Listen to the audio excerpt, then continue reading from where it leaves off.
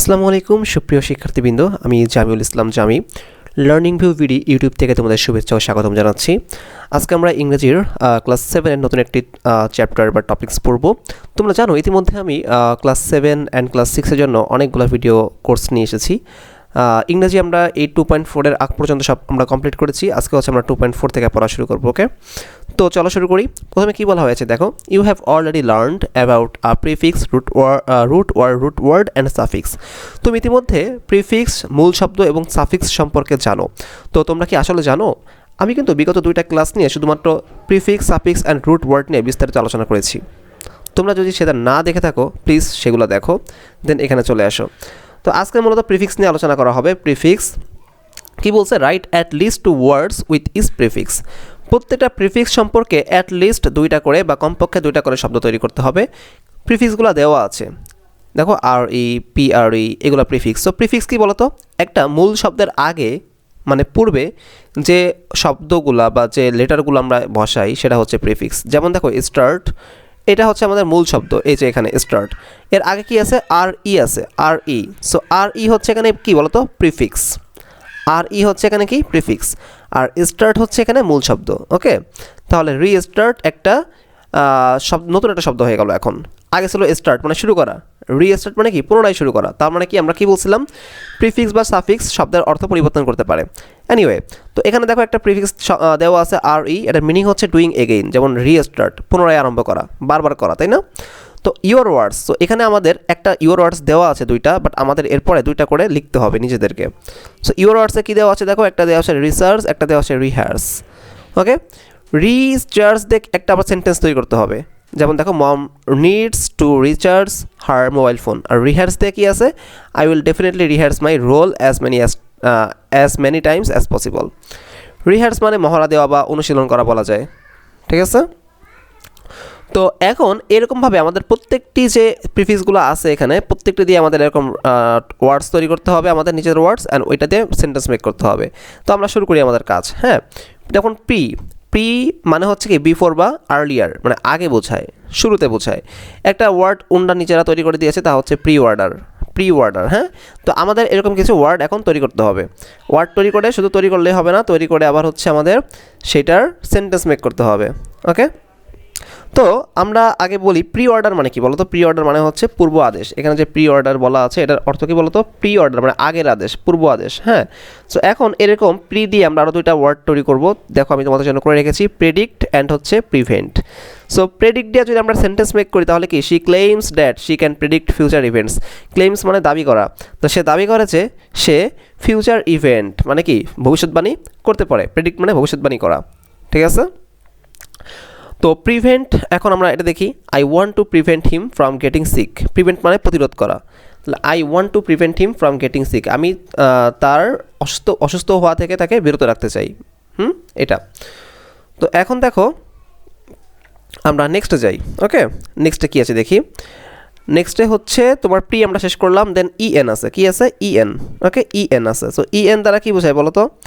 EN হচ্ছে prefix, এটার অর্থ বোঝায় ইন বা উইথিন, মানে মধ্যে, এরকম বোঝায়। ইন বা উইথিন মানে কি বলো তো? মধ্যে বোঝায় আলটিমেট, তাই না? হ্যাঁ, তো আমরা যদি এটা এখন তোমার করি, সেন্টেন্স একটা ওরা দিয়ে দিয়েছে ওয়ার্ড, সেটা হচ্ছে কি? ইনলিস্ট। ওরা কী দিয়েছে বলো তো? ইনলিস্ট দিয়ে দিয়েছে। তো আমরা যে কাজটা করব এটা হচ্ছে, এটা নতুন কিছু ওয়ার্ড তৈরি করবো আমরা। নতুন কিছু ওয়ার্ড তৈরি করে আমরা বুঝবো যে ইএন দ্বারা কী করা যায়। দেখো আমাদের যে ওয়ার্ড সেটা ইনটেইল একটা, ইনথুসিয়াসম একটা। ইনটেইল অর্থ কী বলো তো? ইনটেইল, আমরা আগে সেন্টেন্সটা পড়ি, তোমরা নিচে বুঝতে পারবা। Such a decision would entail a huge political risk. ঠিক আছে, এর মানে কি? Such a decision would entail a huge political risk. Entail মানে হচ্ছে কনসিকুয়েন্স বা ফলাফল বোঝায়। তো এটা এমন একটা ডিসিশন যা পরবর্তীতে রাজনৈতিক রিস্ক তৈরি করতে পারে। তো এটা সম্ভাবনা আছে না তৈরি করতে পারে, একটা কনসিকুয়েন্স ফলাফল আছে না, তো এটাকে বোঝায় ইনটেইল। ওকে, ইনথুসিয়াজম মানে কি বলো তো? দেখো আগে আমরা একটু পড়ি এখানে, তার তোমরা নিজেরাই বুঝতে পারবা কী হবে, এটার ভোকাবুলারি মিনিংটা কী হবে তোমরা নিজেরাই বুঝতে পারবা। He has so much enthusiasm and running power. তার মানে কি? ইনথুসিয়াজম মানে উদ্যম। কী বলো তো? উদ্যম। কি বলে বলো তো? উদ্যম বলে। হ্যাঁ, উদ্যম বোঝায়। তার মানে কি? তার হচ্ছে তার অনেক অনেক উদ্যমতা এবং হচ্ছে রানিং পাওয়ার আছে, এরকম বলতেছে, চলমান শক্তি রয়েছে। ওকে, আশা করি বুঝতে পারছো। তো আমরা নিচে যাচ্ছি একটু, এখানে চলে আসি আমরা একটু এখানে আবার। তো এরপর আমরা দেখব হচ্ছে কি, আমরা দেখব হচ্ছে ইউএন, এই যে ইউএন দেখব আমরা এখন ইউএন। ওকে, তো তার আগে তোমাদের এই যে ইনলিস্ট, এটার ইয়াটা আমি মনে হয় বলি নাই এখনও। ইনলিস্টের যে মিনিংটা সেটা হচ্ছে কি জানো, সেটা হচ্ছে তালিকাভুক্ত করা। ইনলিস্ট অর্থ কি, তালিকাভুক্ত করা। হ্যাঁ, যেমন দেখো তুমি তালিকাভুক্ত করতেছো, তাহলে কি এটা ইন, হ্যাঁ, মধ্যে কিছু রাখতেছো। সো এই জন্য ই এন এর অর্থ হচ্ছে ইন বা উইথিন। ওকে, আই হোপ তোমরা বুঝতে পারছো। দেন আমরা আসবো হচ্ছে ইউএনএ। কী আসবো বলো তো, ইউএন।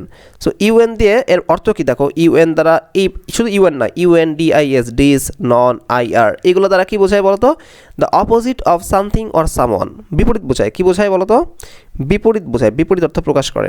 ওকে, তো এখন আমরা দেখি কী বিপরীত অর্থ প্রকাশ করছে এখানে, আমরা একটু খেয়াল করি। আমরা কিছু আচ্ছা, ওরা কি দিচ্ছে, ডিস অনার, এবং অনার মানে কি সম্মান করা, ডিস অনার মানে কি অসম্মান করা, তাই না? সো এরকম বিষয়টা। তো এখন আমরা এখানে চলে আসি, আমরা একটা ওয়ার্ড লিখছি, সেটা হচ্ছে আনকমন, ইউএন দিয়ে uncommon. The name you told me was uncommon, তুমি আমাকে যে নামটা বলছিলা সেটা হচ্ছে আনকমন ছিল। আনএবল মানে কি অক্ষম, he was unable to do the work, সে হচ্ছে কাজটা করতে অক্ষম। ওকে, তো আমরা ইউএন দিয়ে কাজ করলাম, বা আমরা আমাদের পড়া শেষ করলাম। দেন হচ্ছে ডিআইএস, ডিস দিয়ে আমরা পড়বো।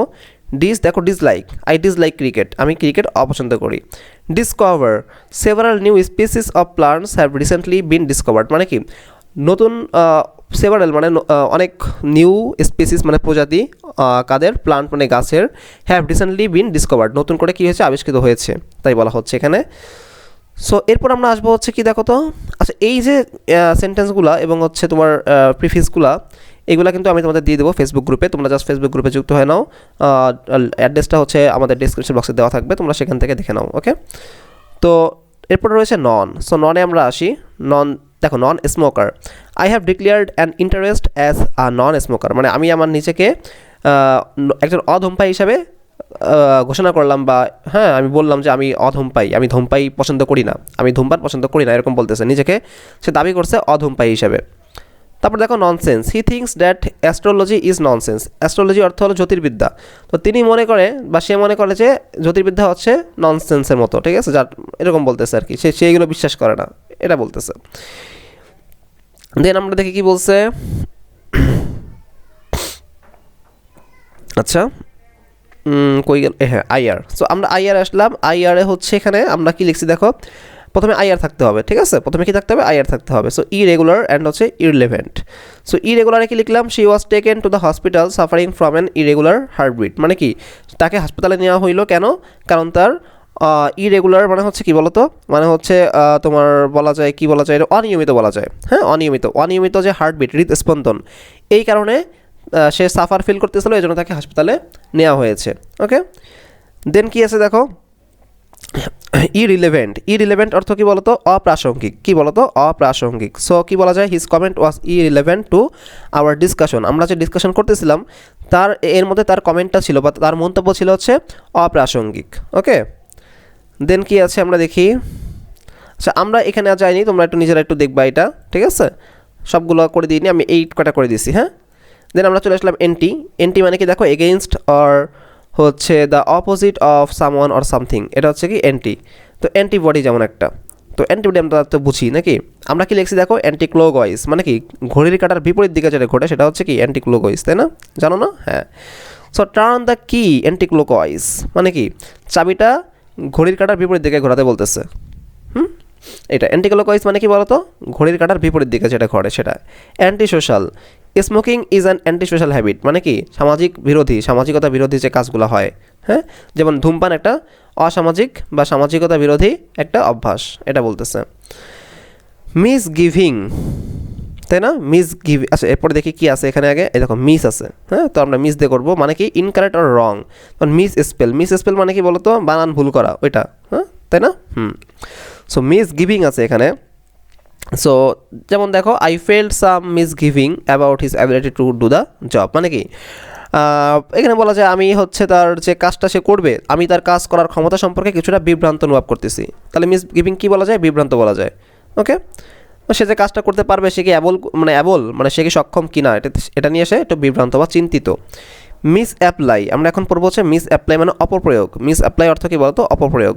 ইট will be impossible to recover all the misapplied charity money, মানে দাতব্য চ্যারিটি মানে হচ্ছে দাতব্য যে তোমার ক্ষেত্রে বা ভালো ক্ষেত্রে যে টাকাগুলো দেওয়া হয় কিন্তু এটার অপপ্রয়োগ করা হয়েছে, ঠিক আছে? এই ক্ষেত্রে সেটা কি টাকাগুলো কী করা হয়েছে? অপপ্রয়োগ করে দেওয়া হয়েছে, এবং এই টাকাগুলো যেগুলো অপপ্রয়োগ করে টাকাগুলো দেওয়া হয়েছে সেগুলো আর ফিরিয়ে আনা এখন সম্ভব নয়, রিকভার করা সম্ভব নয়, এটা বলা হচ্ছে। সো মিস অ্যাপ্লাই অর্থ কি?